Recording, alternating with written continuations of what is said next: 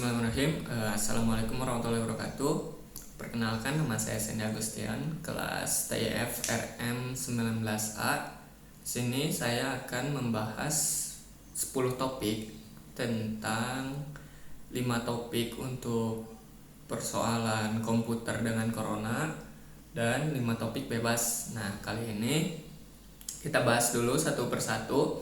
Bahasan yang pertama itu adalah antivirus komputer. Nah, apa sih sebenarnya antivirus komputer itu? Dari pengertiannya, antivirus komputer adalah sebuah jenis perangkat lunak yang digunakan untuk mengamankan. Nah, jadi antivirus komputer ini fungsinya adalah untuk mengamankan komputer kita dari virus. Nah, intinya seperti itu. Oke. Kayak gini, kita kaitkan dengan corona. Nah, apa sih kaitannya antivirus dengan corona atau COVID-19 yang sedang mewabah hari ini atau saat ini gitu. Nah, kaitannya, kalau komputer aja punya antivirus atau harus menggunakan antivirus agar komputer kita itu aman. Nah, kita pun sebagai manusia yang berusaha menjaga, kita pun harus punya antivirus untuk mengamankan diri kita agar tidak terkena itulah COVID-19 ini. Nah, oke, itu poin pertama, bahasan pertama, topik pertama. Yang kedua, topiknya adalah tentang internet sebagai media. Nah, apa sih internet? Apa sih maksud bahasan topik dari internet sebagai media ini? Nah, maksud dari topik yang akan saya jelaskan ini adalah ketika sekarang internet itu sudah digunakan oleh seluruh dunia, itu pasti sudah menggunakan internet. Nah, sebagai media informasi. Sebagai media informasi, sekarang ini kita mencari apapun tentang apapun di internet itu mudah, dengan sangat cepat sekali dan sangat mudah kita mencari berbagai informasi apapun di seluruh dunia. Nah, karena kemudahan ini, kita itu banyak sekali informasi-informasi yang masuk dan kita cari pun banyak.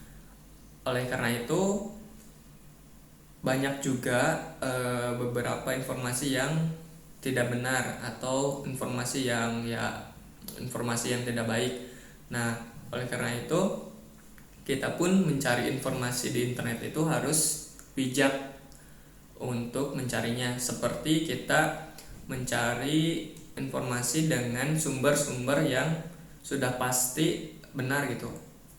Kalau misalkan mencari di blog-blog atau blogspot yang belum jelas, patut dipertanyakan gitu untuk informasinya. Tapi kalau misalkan website atau blogspotnya itu udah terkenal dan udah dipastikan bahwa itu tuh informasinya baik gitu. Nah, kalau seperti itu, kita boleh mengambil informasi dari situ gitu. Nah, intinya seperti itu untuk bahasan internet sebagai media informasi. Nah, kita kaitkan dengan coronavirus kali ini, yaitu kaitannya adalah banyak sekali orang yang mencari tahu berbagai informasi tentang corona ini, seperti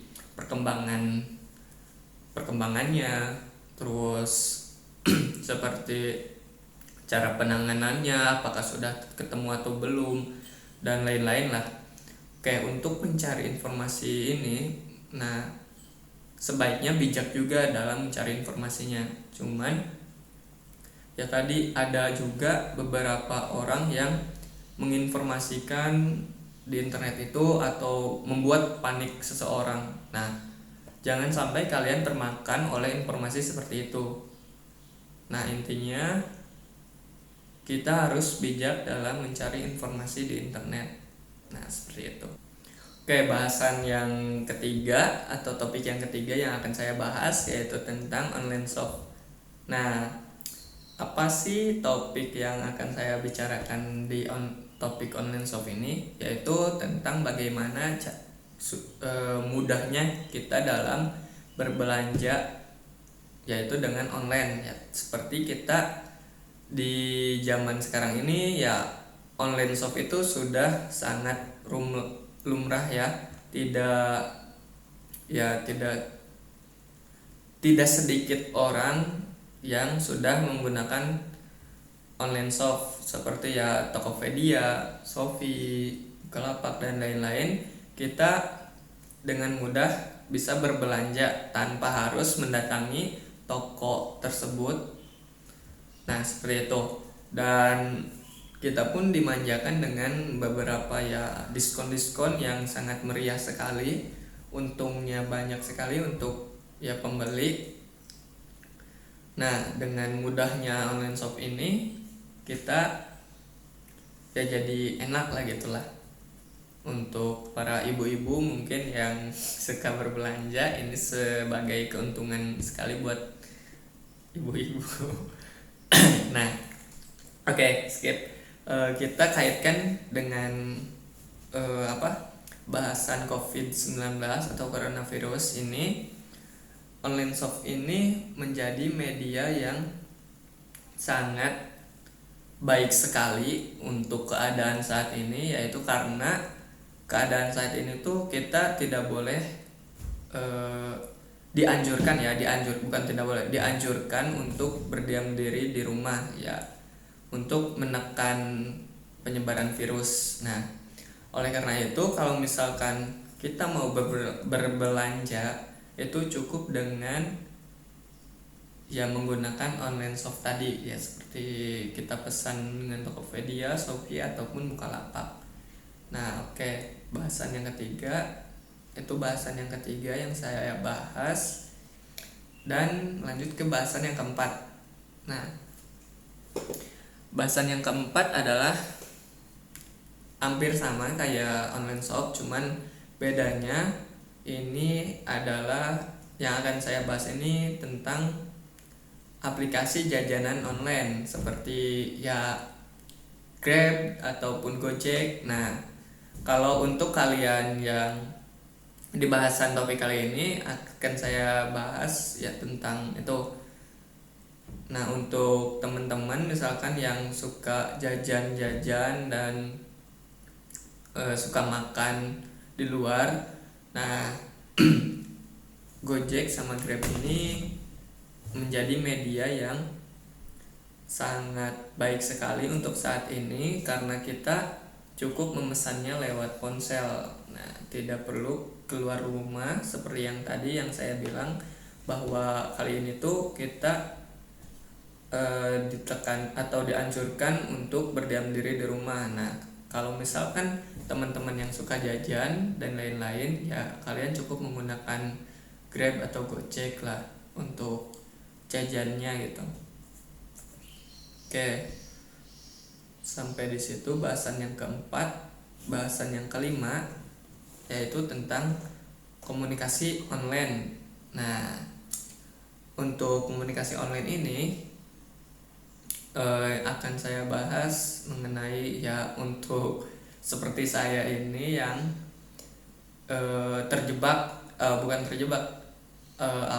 disebutnya ya terjebak lah di luar kota, di luar kampung halaman. Nah, untuk teman-teman yang misalkan ada di kosan, yang lagi kerja atau yang lagi magang dan yang lagi ngampus dan lain-lain, dan kalian berdiam diri di kosan. Nah, untuk sementara ya seperti yang tadi, bahwa kita dianjurkan tidak keluar kota ataupun ya kemanapun, maka dari itu cukuplah kita untuk berkomunikasi secara online. Oke, kita masuk ke bahasan yang keenam. Bahasan yang keenam kali ini saya akan membahas topik tentang social distancing. Nah, apa sih maksud dari social distancing ini? yaitu social distancing itu adalah kita menghindari, seperti kita menghindari keramaian, menjaga jarak dengan orang lain yang ya pokoknya intinya menjaga jarak dari orang lain, tidak berkumpul-kumpul dan lain-lain. Jadi kita lebih ke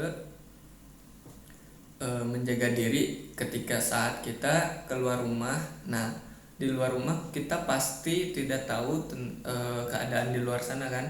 Nah, oleh karena itu dianjurkan sekali mengimplementasikan social distancing ini. Nah, oleh karena itu tetap masih kebahasan tentang yang tadi sih, bahwa kita harus menjaga diri untuk saat ini, dan ya bukan saat ini aja sih, setiap saat kita harus menjaga diri, namun untuk saat ini kita harus lebih ketat dalam menjaga diri kita gitu. Nah, karena itu dianjurkan sekali untuk mengimplementasikan social distancing ini. Oke, kita masuk ke bahasan yang ke-7. Nah, bahasan yang ke-7 masih saya angkat tentang ya COVID-19 tadi. Nah, yang bahasan kali ini kita akan ngebahas tentang edukasi tentang COVID-19.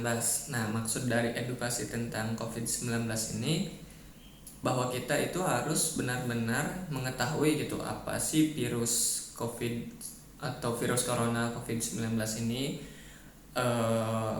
ukurannya kayak seperti apa, dan kalau misalkan terjadi kendala atau kita gejalanya seperti apa, dan ketika kita dapat gejala-gejala yang sama seperti COVID-19 kita harus gimana. Nah, ini penting sekali untuk kita edukasi tentang COVID-19 ini, karena dengan beredukasi tentang ini kita jadi tahu dan kita tidak akan begitu panik ketika ya dapat informasi tentang COVID-19 ini.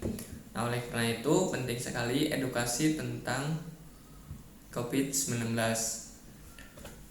Nah, oke, kita masuk ke bahasan yang ke-8, yaitu tentang topik pola hidup bersih. Nah, pola hidup bersih dan sehat. Nah, bahasan kali ini saya akan menganjurkan saja sih, bukan menerangkan, tapi lebih menganjurkan bahwa kita itu harus bisa menjaga pola hidup dengan bersih dan sehat. Nah, seperti kayak menerapkan kebersihan di segala lingkungan, kayak ya pertama misalkan ya cuci tangan, sering-sering cuci tangan, terus menjaga kebersihan ruangan-ruangan, terus menjaga kebersihan tubuh dan lain-lain. Nah, kali ini itu sangat dianjurkan sekali dan sangat penting untuk bahwa kita agar